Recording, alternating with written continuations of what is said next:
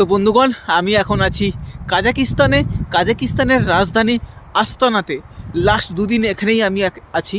আর আপনারা দেখছেন যে পেছনে একটা স্ট্যাচু দেখছেন, এই স্ট্যাচুটা তোমার হচ্ছে কাজাকিস্তানের ইতিহাসকে ইয়াদ করার জন্যে বা মনে রাখার জন্যে। কারণ কাজাকিস্তানে আজ থেকে প্রায় 50 থেকে 60 সাল আগে মানুষ কত কষ্ট করে চলতো। এখানে শুধুমাত্র মানুষ এখানে চাষবাস করে মানুষ তাদের জীবনযাপন করতো। সেখানে এই যে প্রতীকটা এখানে দেখানো আছে, যে দেখো পুরোটা কালো রং করা আছে। এখানে সবাই একটা ফ্যামিলির মধ্যে তার ছেলে মেয়ে বয়স্ক সবাই মিলে তারা হচ্ছে চাষবাস করতো আর তারা জীবনযাপন করতো। তার প্রতীকটা এখানে দেওয়া আছে, দেখতে পাচ্ছ কতটা সুন্দর লাগছে। এটা একটা মনুমেন্ট, কাজাকিস্তানের মেন টাউনের মধ্যে এটা আছে, আস্তানাতে।